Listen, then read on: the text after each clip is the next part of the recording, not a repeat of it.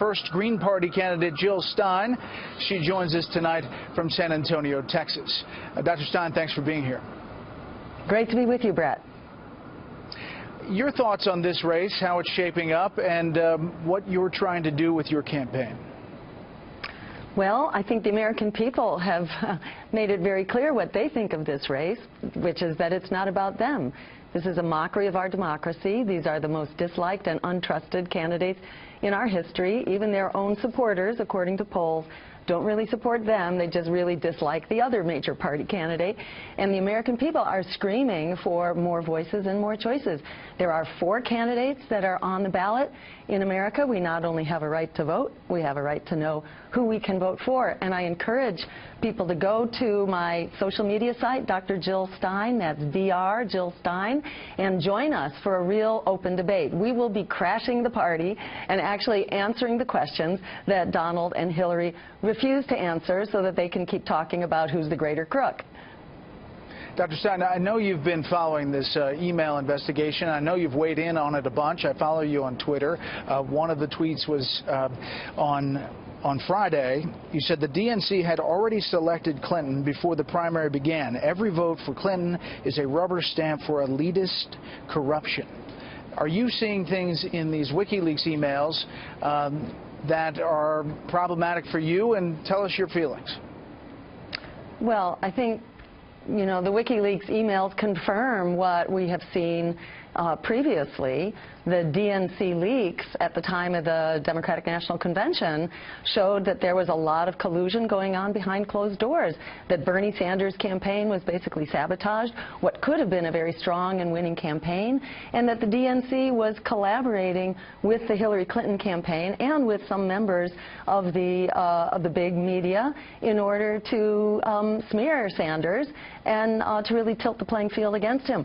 You know, in terms of emails, we've also seen that, you know, Hillary chose to make half of the volume of her emails as Secretary of State secret. And, you know, what are you doing as Secretary of State? You have that much discretionary time that half of your emails can be rendered about your private business and therefore taken off of the public record. So, yeah, there's a lot to be concerned of, but it's not just Hillary, obviously. It's Donald as well, and we've seen that Donald is refusing to release his tax returns. Now we've seen that Donald is the sexual predator that he has bragged about being, that he has been offshoring his jobs, even while he talks about, you know, objecting to these trade agreements that offshore our jobs. So we've got 2 candidates who are representing, you know, the economic elite while the American people are being thrown under the bus. I'm the only candidate in this race that is not poisoned by big lobbyist money, big corporate money, and a super PAC. So I'm actually standing up for what the American people need and deserve: an emergency jobs program to solve the emergency of climate change, bailing out a generation of young people locked in debt like we did for the crooks on Wall Street, free public higher education, etc. This is what we need, and it is within our reach. Yeah, first of all, obviously Hillary Clinton says she has been transparent, and that's obviously for people to look at and analyze on their own, and Donald Trump has denied these allegations. You, last time you were with us on Center Seat, said that you were disappointed that climate change and the environment hasn't come up in debates. Someone who I imagine that you line up with on this issue is former Vice President Al Gore, who was campaigning with Hillary Clinton in Florida. Take a listen. Your vote really, really, really counts a lot. You can consider me as an exhibit A of that truth. Elections have consequences. Your vote counts. Your vote has consequences. So he went on to say that votes for Ralph Nader in Florida cost him the election in 2000. Your thoughts on that and how he lines up with you?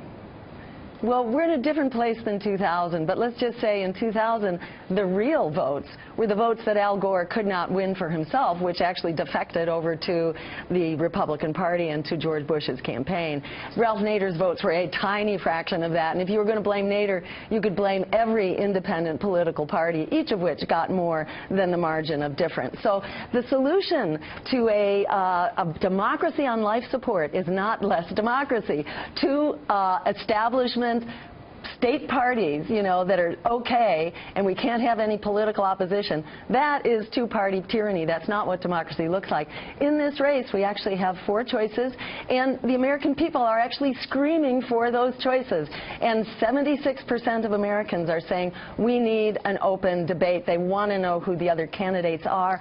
Guys like Al Gore, you know, are telling the American people, be good little boys and girls and take your marching orders from the political pundits and the party operatives. Well, you know what? They've been throwing us under the bus. And the American people have stood up and said, we don't buy it, we're tired of a rigged economy, and we're tired of the rigged political system that keeps us stuck in that rigged economy. The name of the game is getting the word out. We came up in the polls, you know, from 4% to 12% among independents as the word is beginning to spread, despite the media blackout. And kudos, of course, to Fox for not being a part of that complete blackout. But we've had a tiny fraction of the exposure on media. Americans deserve to know who they can vote for.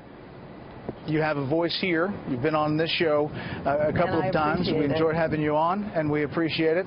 And we'll see you down the trail.